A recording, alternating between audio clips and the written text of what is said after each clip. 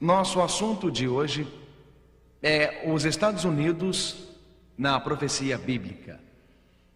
Cada nação olha para suas raízes com um certo senso de orgulho. Quando a democracia surge, estes países ou nações, estes países democráticos, olham para o passado, para o crescimento destas democracias. Cada sociedade democrática tem uma história a contar, um certo senso de destino, o senso de liberdade que está cravado no coração de cada homem e mulher em nossa sociedade. Então, não é diferente nos Estados Unidos. Podemos voltar ao século XVIII, 2 de julho de 1776. O Congresso queria votar a independência do país, mas o voto foi empatado. Mas será que esses grupos de colônias deveriam ser independentes? Queriam votar sua independência da mãe Inglaterra, mas os votos estavam empatados. Era 2 de julho e debateram o dia todo. A delegação de Delaware tinha 3 votos. 2 representantes estavam presentes. Um votou pela independência e o outro votou contra. O terceiro homem estava em casa, em sua fazenda. Ficara preso lá por causa de uma tempestade muito forte, por causa dos trovões. Mas os rumores se espalharam de que o Congresso estava empatado e seu voto poderia decidir o futuro. Assim ele cavalgou a noite toda embaixo de chuva e por estradas enlameadas. Finalmente chegou ao Congresso para dar o seu voto decisivo. Diz a lenda que havia um garotinho olhando pelo buraco da fechadura, assistindo àquela reunião. Seu avô havia pedido que ele fizesse isso. O avô tocava o sino e estava com uma enorme corda na mão, embaixo do sino, pronto para tocá-lo caso o documento fosse assinado. Se a declaração de independência saísse, a declaração da independência em 1776, ao olhar pela porta, o garoto viu as canetas assinando a declaração. Ele ouviu o passo, seu avô estava muito pessimista, ele andava de um lado para o outro, murmurando: eles nunca vão assinar, nunca vão assinar. Nunca vão assinar. Mas finalmente o garoto viu que estavam assinando e correu ao avô e disse: pode tocar, vovô, deixe soar a liberdade. Há realmente algo que bate no coração humano desejando liberdade, desejando ser livre. Seja um escravo desejando ser livre do laço de seu patrão totalitário, seja o povo da Europa Oriental sob regimes totalitários, o eco do coração humano grita: deixem soar a liberdade. Assim foi com os israelitas escravizados no Antigo Egito. Moisés foi ao faraó e disse: Deus diz, deixe meu povo ir. Em toda a história, homens e mulheres desejaram a liberdade. Desejaram adorar a Deus em harmonia, seguindo os ditames de suas consciências. Quando aquele grupo de peregrinos deixou o velho mundo e quando ajoelharam-se na praia do novo mundo, eles também agradeceram a Deus por um mundo novo que estava emergindo, um lugar fundamentado em princípios da liberdade, os princípios da democracia, os princípios de uma forma democrática de governo. E no íntimo do coração de cada ser humano há uma peregrinação pela liberdade. Desejamos ser livres, desejamos eliminar a tirania e a opressão. O maior movimento pela liberdade nos tempos atuais ocorreu na Europa Oriental, quando milhares de pessoas em grandes cidades da Europa Oriental acorreram à Praça Vermelha. Milhares marcharam clamando por liberdade. Eu lembro da noite em que o governo húngaro fez a transição de governo socialista para democracia livre. Eu estava em uma série evangelística bem no centro desta linda cidade de Budapeste, essa maravilhosa cidade, Buda de um lado e Peste de outro, do lado do Danúbio. E eu fiquei impressionado com os milhares que ocorreram às ruas e foram até o parlamento húngaro clamando por liberdade. Eles cortaram a cerca de arame em toda a fronteira austríaca. Milhares participaram do movimento pela liberdade. Quando se acende a centelha da liberdade, logo um fogo se alastra, a chama da democracia cria um fogo que arde pela liberdade e não pode ser apagado. Bem no fundo de cada coração humano há um desejo por liberdade. Dentro de cada coração humano há um peregrino. Há aquele senso dentro de nós pela liberdade. Quando olhamos para a história da Europa, por exemplo, na história da igreja medieval, quando a igreja e o Estado estavam unidos, quando homens e mulheres durante aqueles anos terríveis foram oprimidos, quando tiveram que fugir para as montanhas do norte da Itália e sul da França, ao olhar para aquela história de domínio da igreja e do Estado, mesmo naquele tempo, durante a Idade Média, como em todas as eras em que houve opressão, mesmo então, homens e mulheres ansiavam para que as correntes que os prendiam fossem abertas, libertando-os. Ansiavam ser livres. Queriam novamente poder adorar a Deus, segundo os ditames de suas consciências. Os Estados Unidos da América, como uma sociedade democrática, foi construído sobre os princípios da liberdade. Estes foram assegurados na Constituição americana, a Constituição que tem, é claro, similares na maioria dos países do mundo, que assegura a liberdade. A primeira emenda da Constituição dos Estados Unidos diz que o Congresso não fará qualquer lei com respeito ao estabelecimento de religiões ou proibindo o livre exercício das religiões. Quando se trata de adoração, a Constituição norte-americana, como outras sociedades democráticas, permite que cada ser humano adore a Deus em harmonia com sua própria consciência. A Declaração de Independência assegura estas verdades. Todos os homens foram criados iguais e receberam do Criador certos direitos inalienáveis, entre eles a vida, a liberdade e a busca da felicidade. A liberdade é garantida na Declaração da Independência, liberdade política, liberdade religiosa, liberdade de adorar a Deus em harmonia com a própria consciência.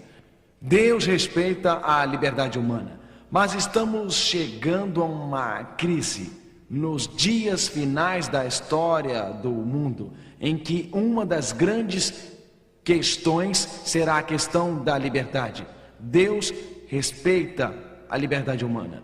Na verdade, quando você lê a Bíblia, percebe que Deus respeitou tanto a liberdade que, ao invés de forçar Lúcifer a adorá-lo, Deus deu a ele liberdade de escolha.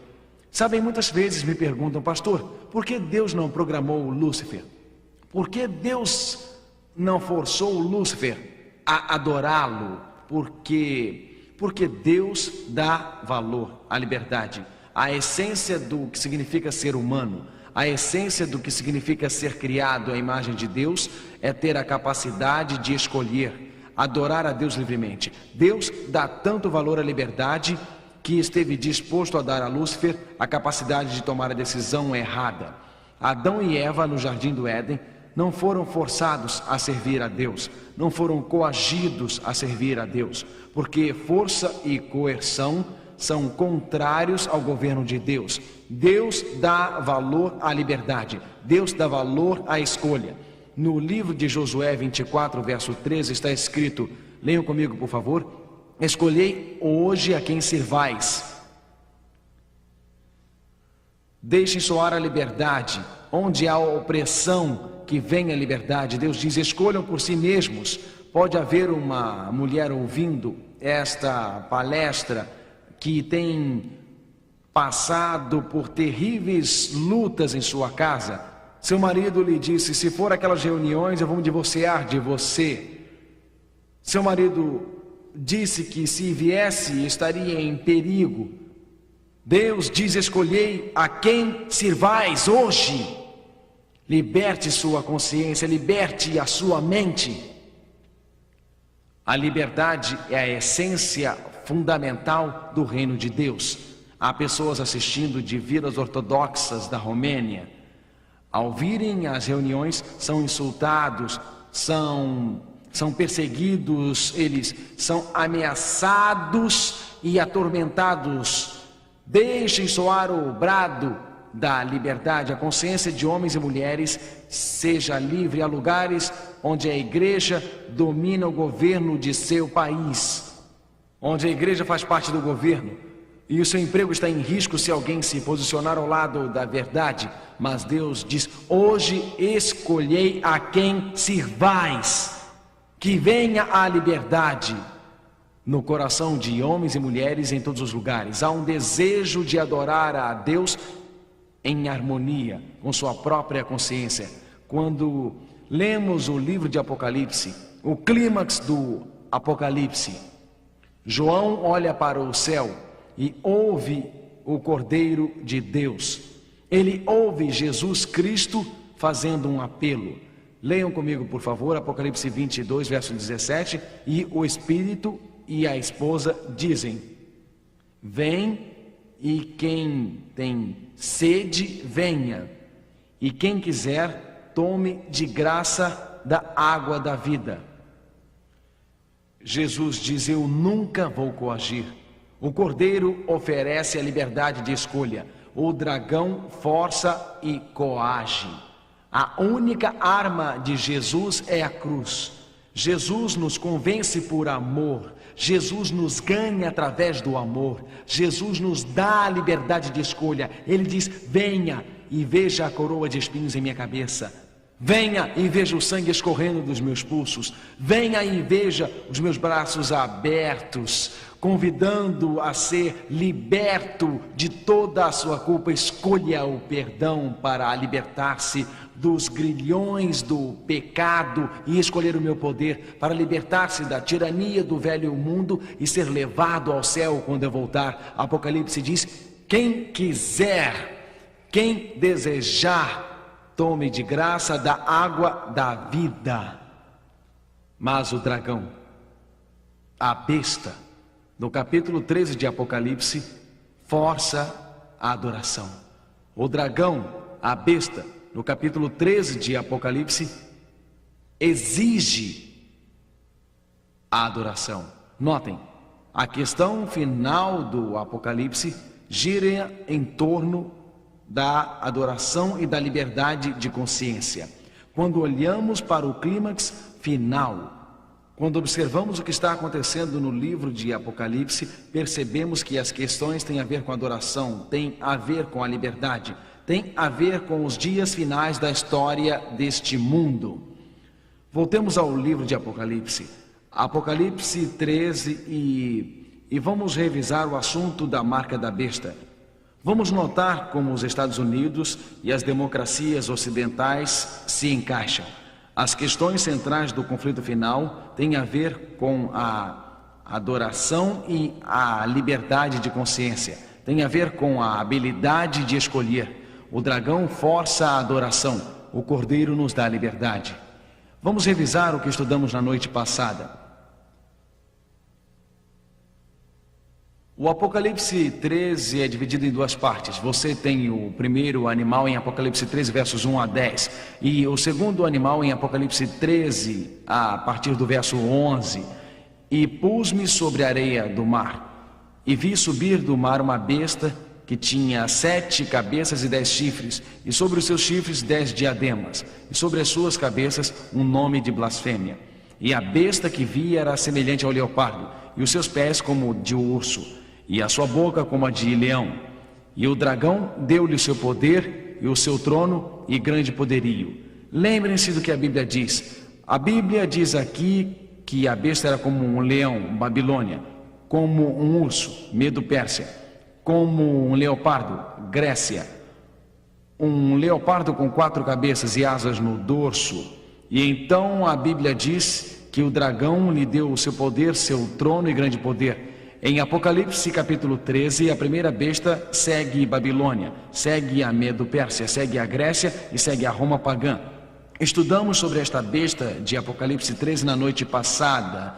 Notamos que havia 7 marcas que identificavam o poder da besta em Apocalipse 13. A besta receberia seu poder e o trono de seu governo da Roma pagã. Amigos, a Roma pagã fez isto quando Constantino deu à Roma pagã sua autoridade. Depois a besta de Apocalipse 13, a palavra besta representa um rei ou reino. Daniel 7, versículo 17 diz que a besta é um rei ou um reino. Esta besta de Apocalipse 13, este poder, seria um sistema mundial de adoração. Todo mundo adoraria a besta do sistema religioso. Esta diria blasfêmias. A Bíblia diz que blasfêmia é quando qualquer homem declara a si mesmo como tendo direitos e privilégios acima de Deus, ou quando um ser humano proclama que tem o poder para perdoar pecados. Assim, a Igreja Romana recebeu seu trono e governo das mãos da Roma pagã. Era um sistema mundial de adoração. Declarava ter a autoridade de Deus na terra, os direitos e privilégios de Deus. Durante a Idade Média foi um poder perseguidor. Reinou durante 1260 anos. Estudamos na noite passada que Justiniano, o imperador romano pagão, e seu general deram a Virgílio II, Papa de Roma, autoridade civil e religiosa nos anos 538 depois de Cristo. Notamos também que 1260 anos depois do ano 538, em 1798, o Papa foi levado cativo pelo general francês. Estamos apenas recapitulando, estudamos isto ontem à noite. A besta receberia uma ferida mortal em 1798. Nesta época, o Papa foi preso e levado à França, morrendo no exílio. Mas depois a ferida mortal seria curada e o poder da besta, a igreja medieval, cresceria e seria proeminente outra vez. O número desta besta seria 666. Seria um sistema religioso baseado na autoridade humana, com uma lei substituta, e o sábado seria substituído pelo domingo neste sistema humano. Descobrimos na noite passada que este poder de Apocalipse 13 está claramente identificado com o poder papal e que um dia a ferida mortal seria curada. Em Apocalipse 13, verso 3, vimos o que acontece em 1929, quando o Papa recebeu autoridade civil novamente em Roma.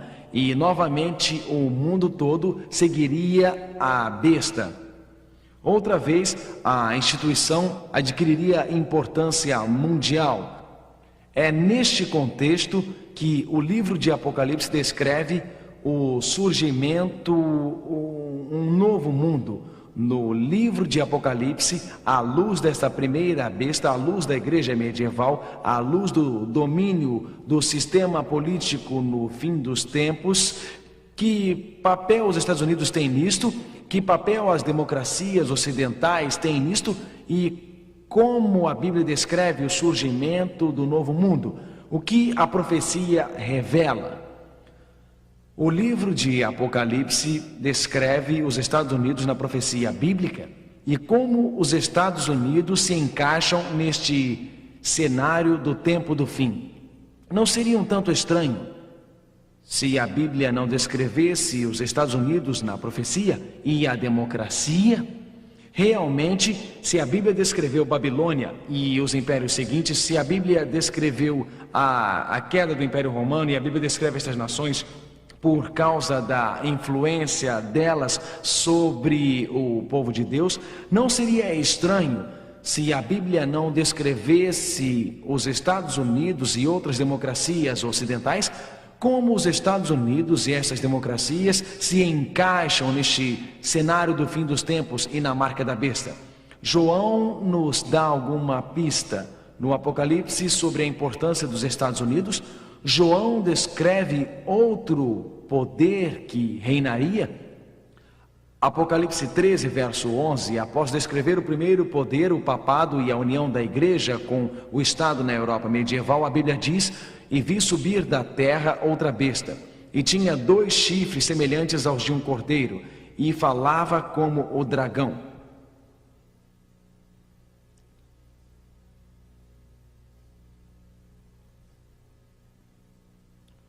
Eu penso, o que significa este simbolismo?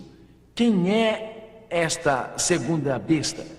Que representam estas marcas que identificam a segunda besta? Uma coisa é certa: a Bíblia nos dá explicações muito claras sobre uma questão tão importante.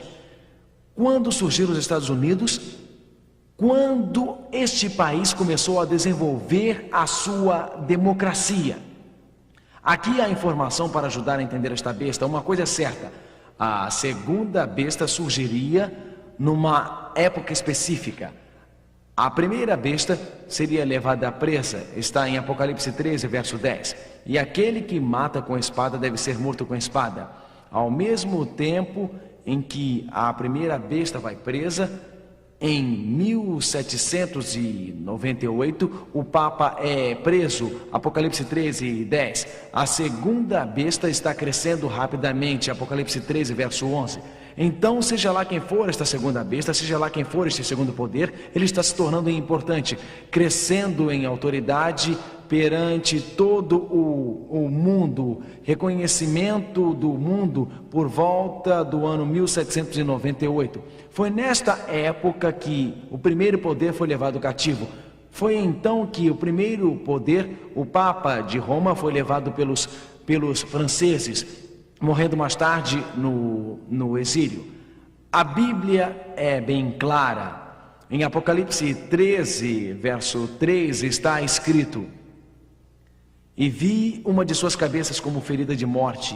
Os 1260 começaram no ano 538 e terminaram em 1798. Portanto, se a segunda besta surgiria quando a primeira foi levada cativa, isto significa que o segundo poder surgiria ao redor de 1798. Onde surgiria esta segunda besta, este segundo poder, este segundo reino? Lembrem-se que Daniel 7, verso 17 diz que uma besta significa um rei ou reino. Então, esta segunda besta de Apocalipse 13, onde surgiria? Já sabemos quando surgiria, em 1798. Onde surgiria? Apocalipse 13, versículo 11, leiam comigo. "E vi subir da terra outra besta, e tinha 2 chifres semelhantes aos de um cordeiro, e falava como o dragão." De onde saiu a primeira besta de Apocalipse 13? A primeira besta saiu do mar, do fundo do mar. De onde saiu a primeira besta? Todos do mar. Isto. E a segunda besta saiu de onde? Da terra. O que o mar representa em profecia? Apocalipse 17, verso 15, leiam comigo, por favor. "As águas que viste, onde assenta a prostituta, são povos e multidões e nações e línguas." O que são as águas, amigos? Vocês sabem por que estudamos isto, não é? Não, por quê? Porque leram onde? Na Bíblia. Portanto, se o mar representa água e se as águas representam pessoas, se o mar representa uma área populosa, o que vocês acham que a terra representa? O quê? Isto, eu ouvi, uma área não populosa. Então, se os mares representam povos, nações e línguas, a terra deve representar uma área desolada ou desabitada. Portanto, aprendemos 2 coisas: que a segunda besta de Apocalipse 13 surge por volta de 1798. Surge numa área não populosa do mundo. Então, em terceiro lugar, é descrita como uma nova nação. Notem que a Bíblia diz, não é meramente um poder europeu. Apocalipse 13, verso 11 diz: "E vi subir da terra outra besta, uma besta separada, distinta, e não é uma besta cosmopolita, não faz parte de Roma." Vocês lembram-se de quando lemos sobre a imagem de Daniel no 2º capítulo, com a cabeça de ouro, o peito e braços de prata, os quadris de bronze e as pernas de ferro? Os pés tinham 10 dedos, 10 divisões da Europa. Lembram-se que lemos em Daniel 7? Lemos sobre o leão, o urso, o leopardo, o dragão.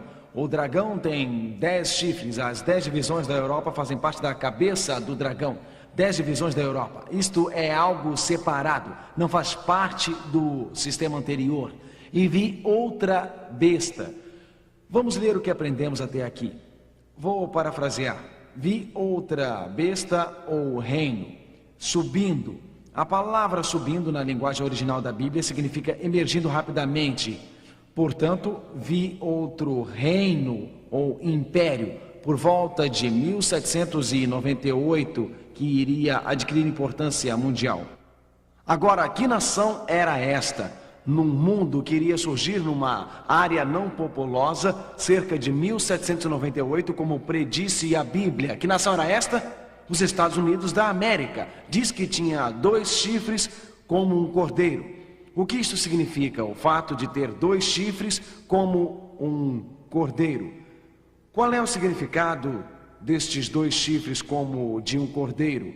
Chifres são um símbolo de autoridade. Chifres são um símbolo de poder. A próxima evidência é que a profecia está falando sobre democracia. Por que uma democracia? Chifres são um símbolo de poder. Nesses chifres não há coroas. Lembram-se da primeira besta? Havia coroas nos chifres. Coroas nos chifres em linguagem profética indicam poder real, mas aqui não há uma autoridade real. Esse é o contraste com a primeira besta de Apocalipse capítulo 13. Notem, Apocalipse 13, 1. E pus-me sobre a areia do mar, e vi subir do mar uma besta que tinha 7 cabeças e 10 chifres, e sobre os seus chifres 10 diademas. O que há nos chifres da primeira besta? Nos chifres da primeira besta, amigos, o que há? Diademas, coroas que indicam autoridade real. Mas não na segunda besta, que aparece por volta de 1798, num lugar não populoso do mundo que cresceu rapidamente, aquele local separado do velho mundo europeu. Há outra besta subindo, mas sem coroas nos seus chifres. A primeira besta tinha coroas nos seus chifres, indicando a autoridade de um rei. A segunda besta não tinha coroas nos seus chifres, mas tinha 2 chifres como símbolos de poder, uma forma de governo republicana democrática com 2 colunas que o tornam forte, a liberdade religiosa e a liberdade de escolher os líderes políticos. É óbvio que está em Apocalipse 13, em Apocalipse 13 é descrita como um símbolo da democracia dos Estados Unidos da América. Aqui, os Estados Unidos são descritos na profecia bíblica como uma terra onde a igreja e o Estado estariam sempre separados. Um novo país que emerge em 1798, sem um rei, sem leis religiosas. Um governo para o povo, pelo povo e do povo. E um governo que não é controlado pela igreja medieval. É outra besta, outro poder, separados e distintos. Esse poder, a quinta evidência, iria adquirir influência mundial. O livro de Apocalipse, capítulo 13, descreve uma influência mundial. Está escrito da seguinte forma em Apocalipse 13, verso 12: e exerce todo o poder da primeira besta na sua presença, e faz que a terra e os que nela habitam adorem a primeira besta, cuja chaga mortal fora curada. Espere um pouco. Vamos passar um momento tentando decifrar este texto. E a besta exerce todo o poder da primeira besta. A primeira besta representava a igreja medieval do Papa. E faz com que a terra, que é seu território e o território do mundo, e todos que o habitam adorem a primeira besta. Seria possível que os Estados Unidos e as democracias ocidentais, na verdade, teriam suas crenças religiosas unidas? Seria possível que os Estados Unidos e as democracias ocidentais dariam as mãos para formar uma confederação e legislação religiosa? Seria possível? A próxima evidência é que haveria uma mudança no caráter do Cordeiro. E na Bíblia, o cordeiro representa quem? Quem ele representa? Jesus. 28 vezes no livro de Apocalipse, Jesus é descrito como um cordeiro. Por que Jesus é o cordeiro? Porque quando o rio de sangue fluiu de dentro dele, representava a salvação gratuita fluindo do corpo de Cristo. Jesus ofereceu-se voluntariamente na cruz. Ele é o Cordeiro de Deus. Ele apela ao seu senso lógico. Ele apela ao seu senso de dignidade. Ele apela ao seu senso de humanidade. Venha voluntariamente com a mente que Ele lhe deu. Caia aos seus pés em adoração e louvor e o adore. Então, o símbolo do cordeiro que representava Jesus, representava um aspecto de Cristo, de liberdade. Assim, descrevendo o surgimento da democracia, a Bíblia diz que era como um cordeiro, no sentido de que abriu seus braços como Jesus para dar liberdade aos seres humanos. Mas a Bíblia diz que haveria uma mudança no caráter das qualidades do cordeiro com sua liberdade, uma mudança para a opressão do dragão, ao totalitarismo do dragão. Apocalipse 13, verso 11 diz que os Estados Unidos e os poderes democráticos unidos falariam como o dragão um dia. Um dia a igreja e o Estado se uniriam como na Europa medieval. Um dia haveria uma confederação. O que significa falar como um dragão? Como qualquer nação fala. De que forma uma nação fala? Uma nação fala através de suas leis ou corpo legislativo. As autoridades eleitas de qualquer nação fazem leis que falam pela nação.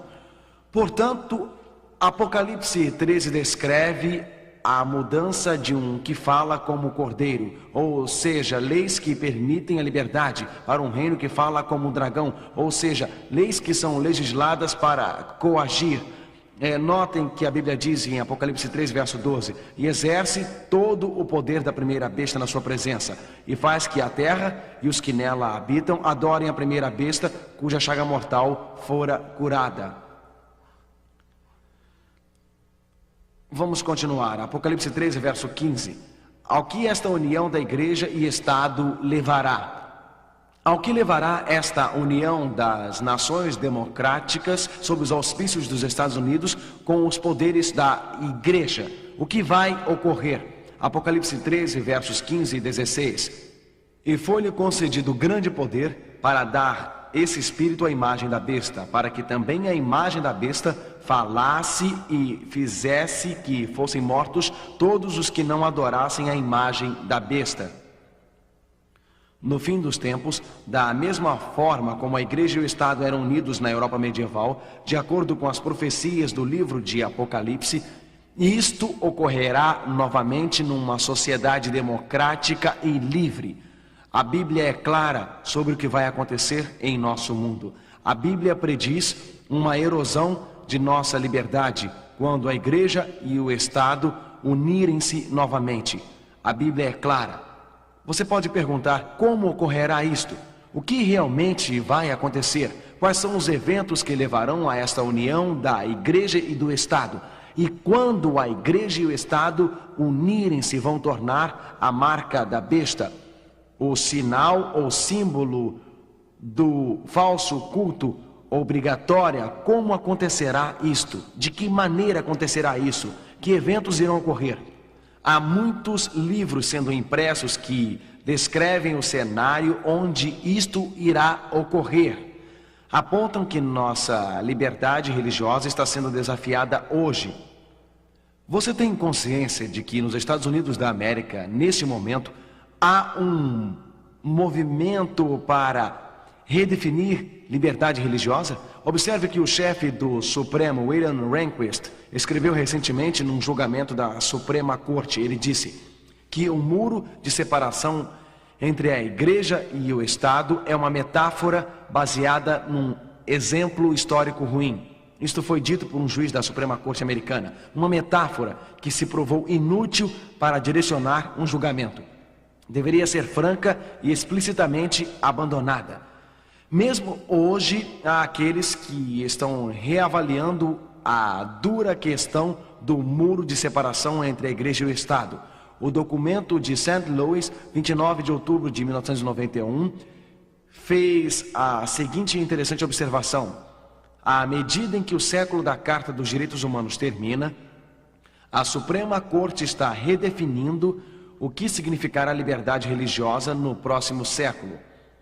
De modo geral, a nova abordagem da Corte ajuda as religiões convencionais, enquanto prejudica as não convencionais. Notem o que diz esta declaração. Está dizendo que a Corte está movimentando-se nesta direção de redefinir o que é considerado uma boa religião. Se sua religião for considerada boa, você recebe um selo de aprovação. Alguns anos atrás, eu estava fazendo uma série evangelística sobre profecias em Moscou. Então, o parlamento russo votou restringir toda a liberdade religiosa dos cidadãos russos. Ou seja, votaram uma restrição a evangelistas de outros países que traziam bíblias e material impresso. Foi debatido no parlamento sob a direção de grandes famílias da igreja ortodoxa. Fui convidado a representar o cristianismo, fui entrevistado pelo New York Times, pela CNN e eu recebi um convite para participar de um debate. Eu não sou muito bom em debate e não queria ir, mas eu fui convidado em frente às câmeras a debater com o criador daquela lei. O nome dele era parlamentar Vilas Polusa. Ele foi junto para debater liberdade religiosa diante do povo russo. Ao insistir cuidadosamente, dizendo: Dr. Polusa, até Deus deu a Lúcifer a liberdade de fazer escolhas erradas. Até Deus deu liberdade a Adão e Eva no Jardim do Éden. Ele fez a seguinte observação que achei perspicaz. Posso ouvir os ecos desta declaração no documento de St. Louis. Este aqui era o principal argumento do Dr. Polossas. Ele disse: Senhor filho, o papel de uma democracia é defender os direitos da maioria e não os direitos da minoria. Se a maioria faz parte de uma determinada fé ou credo, qualquer mudança ou evangelismo desestabiliza a ordem social. Aqui está um argumento que declara que as democracias devem proteger os direitos da maioria, em vez de proteger os direitos de todos os seus cidadãos. Mas notem a sutileza desta declaração. De forma geral, a nova abordagem da Corte ajuda as religiões convencionais, enquanto prejudica as não convencionais. Não é incrível que o diabo trabalhe de forma a incitar elementos radicais que, sob o nome de religião, realizam atos terroristas? Isto para dar aos legisladores autoridade de condenar aqueles que são diferentes da maior parte da sociedade. Vou deixar bem claro: eu não tenho qualquer simpatia por pessoas que se rebelam contra a sociedade ou contra um determinado governo e usam o terrorismo para fazer oposição.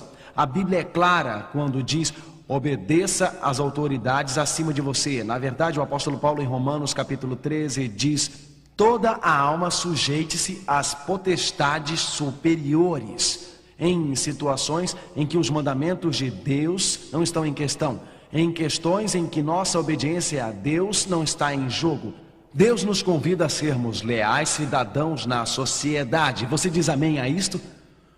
Portanto, eu não tenho simpatia por pessoas radicais, mas, senhoras e senhores, se para controlar elementos radicais, leis serão legisladas contra as minorias, isto levará ao totalitarismo do passado. Você concorda com isto? Realmente. Mas o que vai acabar levando a esta união entre igreja e Estado? O próprio Jesus dá uma dica. O livro de Apocalipse diz: também opera grandes sinais, está falando de Satanás, de maneira que até fogo do céu faz descer à terra diante dos homens. E ele vai enganar os que habitam na terra através daqueles milagres, os quais lhe foram dados poder para executar diante da besta. Que meios Satanás usará para alcançar seus objetivos? Que meios usará? Milagres. Milagres. Numa era de secularismo, numa era de péssimos valores morais, numa era de crime e também violência. O diabo permitirá um falso reavivamento e falsos milagres acontecerem para reaquecer a fé em todas as igrejas, para ter uma igreja mundial, um tipo de governo mundial, onde igrejas estarão unidas nos pontos que têm em comum, sob os auspícios de um único líder religioso que os una. Notem o que o diabo fará. Apocalipse 16, verso 14, leia comigo. Porque são espíritos de demônios que fazem milagres, os quais vão ao encontro dos reis de todo o mundo para se congregar para a batalha, naquele dia do Deus Todo-Poderoso. Como o diabo realizará esta união entre igreja e o Estado? O que ele fará? Fará milagres numa época de pouca responsabilidade moral, numa época de violência. O diabo começa a fazer milagres, milagres de cura aparente. Isto começa a unir as igrejas. Isto chama a atenção, diz a Bíblia, dos reis da terra numa época de grande caos. Apocalipse 19, verso 20. Porque muitos terão a marca da besta, porque aceitam o falso reavivamento, atraídos pelo sensacionalismo, atraídos pelos milagres. Quando veem pessoas supostamente sendo curadas, preferem seguir a isso do que a palavra de Deus, em vez de seguir a lei, em vez de guardar seus mandamentos. E a besta foi levada, e com ela o falso profeta, que realizou milagres perante ele, com os quais enganou aqueles que receberam o sinal da besta. Porque aqueles que receberam o sinal da besta foram enganados. Qual foi a essência deste engano? Qual foi, amigos? Milagres. Ele diz que os milagres foram um meio. Como este cenário é preparado? Jesus profetizou um período de extrema incerteza e um período de extrema insegurança antes da sua volta. Jesus fez uma incrível previsão. Ele disse que haveria desastres naturais, enchentes e terremotos. Haveria desastres e conflitos econômicos. Jesus fez uma impressionante previsão. Será possível que uma volta a Deus seja coagida por uma legislação religiosa, sendo vista como uma resposta à falta de moralidade, colapso econômico e desastres naturais? Ouça as palavras do próprio Jesus. Levantar-se-á nação contra nação e reino contra reinos. Isto traz incerteza, insegurança. Ocorrerão grandes terremotos, insegurança. A terra sob nossos pés não deveria sacudir, mas o fará. Haverá lares desfeitos, haverá pestilência. Mas antes de todas estas coisas, lançarão mão de vós e vos perseguirão, entregando-vos às sinagogas e às prisões, e conduzindo-vos à presença de reis e presidentes por amor do meu nome. Lucas 21, versos 10 a 12. Vamos esclarecer. Nos últimos dias da história, terremotos, lares desfeitos, fogo, enchentes, a economia com graves problemas. Os últimos dias da história. No meio de todos esses conflitos, Satanás promove um reavivamento espiritual falso. Falsos milagres. Homens e mulheres que trocaram as verdades de Deus pelos ensinamentos humanos. Homens e mulheres que viraram as costas aos ensinamentos da Escritura são apanhados por este falso reavivamento. A Bíblia diz, à lei e aos testemunhos. Se não falarem de acordo com esta palavra, jamais verão a alva. Nos últimos dias da história da igreja, à luz destes desastres econômicos, políticos e naturais, à luz destes milagres, os poderes políticos procurarão as igrejas. Eles veem as igrejas unindo-se sob estes falsos milagres. E para salvar a sociedade, a igreja e o Estado se unem. E não é lógico pensar que eles se uniriam num dia de descanso e culto. Este é um falso sinal no lugar do verdadeiro sábado. Se a questão central no conflito entre o bem e o mal é a adoração, não seria lógico que estas leis religiosas, num momento de crise a respeito da questão da adoração, tornem-se o ponto central no mundo no tempo do fim? A revista Liberty citou as palavras de um dos líderes evangélicos atuais que disse: se nós cristãos nos unirmos, poderemos fazer qualquer coisa, poderemos passar qualquer lei ou emenda. E é exatamente isto que pretendemos fazer. Há um movimento em crescimento nos Estados Unidos chamado de Coalizão Cristã, que está fazendo todo o possível para influenciar forças governamentais a exigirem moral. Há um surpreendente livro que acabou de sair chamado A Nova Ordem Mundial, de Pat Robertson. Nele o autor discute o sábado. Esse líder evangélico, ele se autodenomina assim, fala na verdade sobre o domingo. Ele diz que todo cidadão do mundo de Deus deve a si mesmo um dia de descanso. Lembra-te do dia do sábado para o santificar. Este é um mandamento para o benefício pessoal de cada cidadão. Civilizações melhores surgem quando o povo pode descansar e tirar inspiração de Deus. Havia leis nos Estados Unidos que implantavam o dia de descanso. Eram as leis dominicais. Ele diz que havia leis que exigiam o dia de descanso. Havia leis dominicais que foram anuladas como uma violação da separação entre igreja e Estado, como um insulto aberto a Deus e seu plano. Apenas as políticas que podem ser claramente demonstradas como tendo um propósito secular são reconhecidas. Pat Robertson, A Nova Ordem Mundial. Você compreende o raciocínio? Ele está dizendo que eliminamos as leis dominicais, mas se quisermos levar a nação inteira de volta a Deus, devemos adorar a Deus juntos. Portanto, é lógico, num tempo de poucos valores morais, num tempo de crise, uma união ao redor de um mesmo ponto em comum, que é o domingo entre todas as igrejas cristãs. Você entende porque Deus enviou 3 anjos voando pelo meio do céu? E via outro anjo voar pelo meio do céu, e tinha o evangelho eterno para o proclamar aos que habitam sobre a terra, e a toda nação, e tribo, e língua, e povo. Deus tem uma mensagem para a humanidade neste momento, uma mensagem de liberdade, uma mensagem de escolha, e Ele diz com grande voz: temei a Deus e dai-lhe glória, porque vinda é a hora de seu juízo. Estamos vivendo a hora do juízo. Está escrito: adorai aquele que fez o céu e a terra e o mar e as fontes das águas. Adorai ao Criador, adorai ao Deus verdadeiro. Não aceitem um substituto. Nos últimos dias as questões vão girar em torno da adoração ao Criador ou adorar a besta. Nos últimos dias as questões vão girar em torno da autoridade da palavra de Deus. Vão girar ao redor da lealdade a Cristo. Tudo vai girar em torno da obediência aos mandamentos de Deus.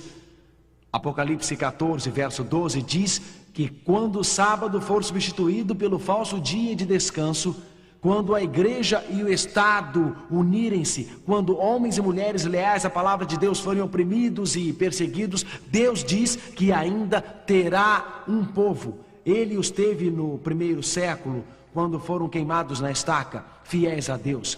Ele os teve no terceiro, quarto e quinto séculos, quando eram jogados aos leões, fiéis a Deus. Ele os teve durante toda a Idade Média. Ele os teve durante toda a Idade Média, quando foram torturados, atormentados, perseguidos. Foram fiéis a Deus, e mesmo nos últimos dias, quando a igreja e o Estado unirem-se, eles também serão fiéis a Deus. Aqui está a paciência dos santos. Aqui estão os que guardam os mandamentos de Deus e a fé de Jesus. Apocalipse 14, verso 12. E você estará com eles, meu irmão e minha irmã? Você estará ao lado deles nos últimos dias da história da terra? Ou aceitará a união da igreja com o Estado? Você aceitará os falsos milagres ou ficará firme ao lado de Jesus? Firme em sua lei, firme em sua verdade. Nos dias de Daniel, uma imagem foi estabelecida. Em Daniel capítulo 2, Deus deu a Nabucodonosor um sonho a respeito da história do mundo. Babilônia, a cabeça de ouro. Medo-Pérsia, peito e braços de prata. Grécia, quadris de bronze. Roma, pernas de ferro. A pedra atinge a imagem, a verdadeira revelação da história. Nabucodonosor não gostou de saber que Babilônia seria seguida pelo Medo-Pérsia. Então Nabucodonosor criou uma imagem de ouro. A crise se aproxima. É semelhante aos dias de Daniel. Nabucodonosor estabeleceu uma imagem falsa. O rei babilônio, um poderoso líder mundial, mandou fazer uma falsa imagem e compeliu o povo a um culto contrário à lei de Deus. Qual é a questão tratada em Daniel 3? Um falso líder religioso. Qual é a questão tratada em Daniel 3? Uma falsa imagem. Qual é a questão tratada em Daniel 3? Um falso culto. Qual é a questão no capítulo 3 de Daniel? Desobediência aos mandamentos de Deus. Qual é a questão em Apocalipse 13? Um falso líder une a igreja e o Estado. Há uma imagem falsa. Um culto falso é estabelecido. Sadraque, Mesaque e Abdenego foram ao rei, e o rei disse a eles: desta vez, quando ouvirem o som da trombeta, da flauta, da harpa, da lira e do saltério, na sinfonia com todos os tipos de música, vocês devem se prostrar e adorar a imagem de ouro que eu fiz. Ou seja, quando a banda tocar, ajoelhem-se e adorem a falsa imagem. Sadraque, Mesaque e Abdenego, eles foram fiéis a Deus. Ele disse: se vocês não ajoelharem-se, vão ser imediatamente jogados no meio de uma fornalha de fogo ardente. Daniel 3, verso 15. Uma fornalha de fogo ardente. Realmente, Jesus diz que nos últimos dias da história do mundo, o próprio Deus entrará no fogo com você. Sadraque, Mesaque e Abdenego entraram na fornalha. E ao entrarem em contato com as chamas, não foram consumidos. Eles não sofreram queimaduras, porque Cristo entrou com eles na fornalha. Quando a igreja unir-se ao Estado, quando leis opressivas forem promulgadas, quando o povo de Deus for realmente perseguido nos últimos dias, como Cristo o foi, ele entrou com Sadraque, Mesaque e Abdenego e entrará na fornalha com você, meu amigo. Nos problemas de sua vida ele está com você, no meio da dor ele está com você. Se hoje, senhora, seu marido tentar restringir sua liberdade e mesmo que lhe bata, Cristo está na fornalha com você. Se você perde um emprego por causa do sábado, Cristo está na fornalha com você. Toda vez que você está sozinho, toda vez que é perseguido, toda vez que sofrer dor, toda vez que experimentamos tristezas, toda vez que estivermos na fornalha e parece que as chamas vão nos consumir, que vão nos queimar, Cristo estará no meio das chamas e logo o poderoso Salvador voltará pelos céus. Logo o poderoso Redentor virá com o seu poder e grande glória para nos libertar. Hoje, enquanto inclinamos nossas cabeças, você gostaria de dizer ao Jesus: do fundo de meu coração, desejo apenas uma coisa. Do fundo do meu coração, desejo que o Deus vivo me envolva nos dias de crise, bem dentro de minha alma. Não vejo como posso ficar firme nos dias que estão por vir. Não vejo como posso ficar firme nos últimos momentos desta terra. Nos últimos instantes desta terra, sou muito fraco, sou muito frágil. Quando a união entre a igreja e Estado chegar, os poderes contra nós serão muito grandes. Meu amigo, hoje, você não precisa temer a crise que se aproxima. O mesmo Jesus que entrou na fornalha com Sadraque, Mesaque e Abdenego estará com você na fornalha. Há algo mais forte que o poder da união entre a igreja e o Estado: Jesus Cristo.